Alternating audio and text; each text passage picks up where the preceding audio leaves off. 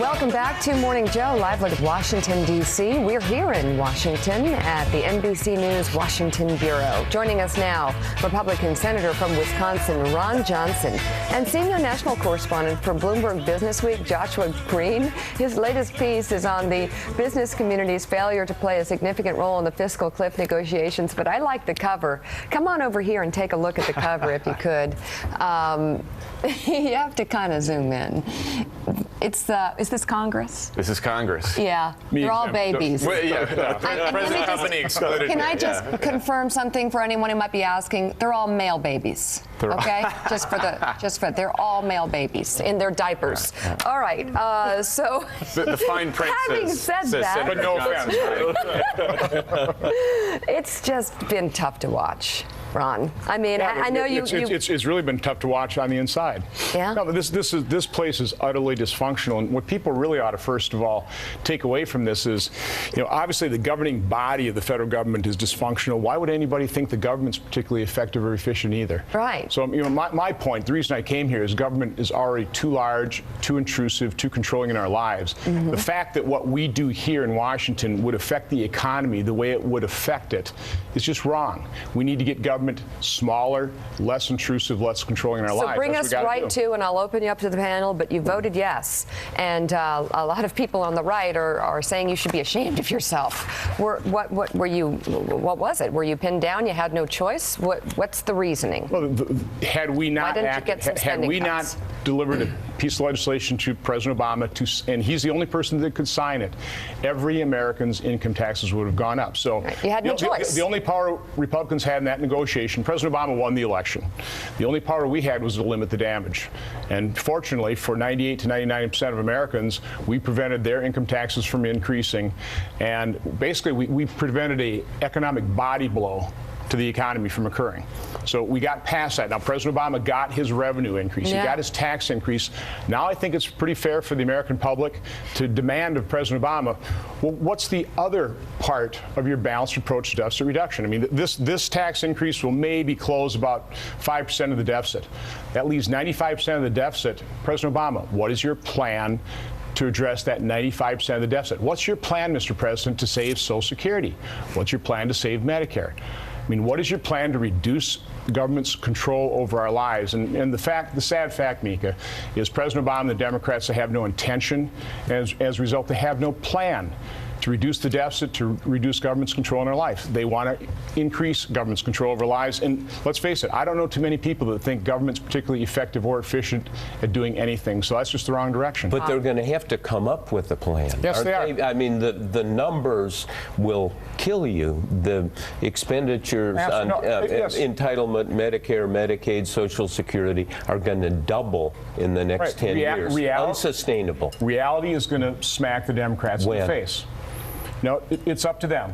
The sooner the better. If we can start working with the administration, by the way, President Obama coming out during the negotiations, taunting the Republicans, spiking the football, that is not the way to develop a good long-term working relationship with people that you have to work with if we're going to really, address the serious problems facing this nation. I mean, that was quite honestly unbelievable. But anyway, so now it's turning our attention to what do we need to do to reduce the deficit? What do we do to restrain the growth in spending?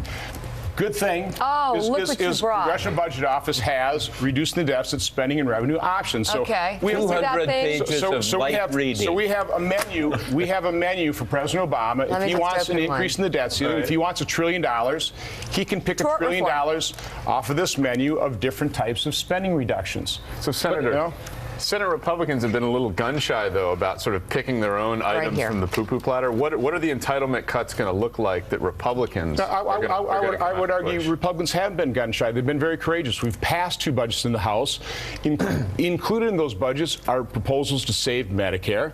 Now, of course, the Democrats played politics with that. But now it's time for President Obama and the Democrats in the Senate to show us their plan. It's time for Harry Reid to open up the floor of the Senate to open debate to the amendment process to actually turn the United States Senate back into that great deliberative body, a legislating body. If we learn one thing from the cliff negotiations, it's that the action is between Senate Republicans and the White House. Maybe not Obama, maybe Joe Biden. But what are Senate Republicans? Are they going to come out and specify a series of cuts that they want to make to entitlements? This is now President Obama's Or does the action go back to the House? I think the action goes back to President Obama and Senate Democrats. What's your plan?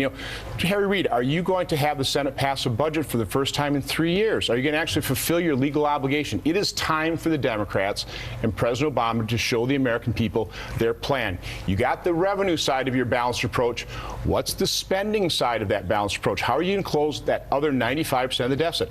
I think the American public deserve to see the plans of President Obama and the Democrats. Into this for sure as well. Let's just quickly get the Bloomberg Business Week angle on businesses in terms of their impact on the fiscal. Yeah, I mean, the point I made in the issue this week was that we saw this huge campaign by the business community, by CEOs to kind of apply their reputations, their practical know-how to this fiscal cliff process with hopes of driving it toward a positive outcome, a grand bargain that everybody wanted.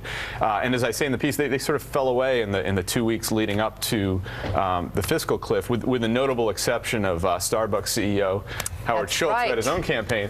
But most of the legislators I talked to, including prominently Barney Frank, who I think is up next, and said CEOs, when it came to crunch time, were utterly useless. And we're just stupid, I think was Frank's quote. You can ask him yourself. Okay. But the point is they really need to step up this time because the debt ceiling is a much, much more serious threat to the economy than the fiscal cliff ever was. Ron, what's going to be the leverage, though, leading up to the debt ceiling? Listen, anytime the president comes to Congress and asks permission, the authority to increase the debt burden on future generations, that is going to be a debate that this nation should have.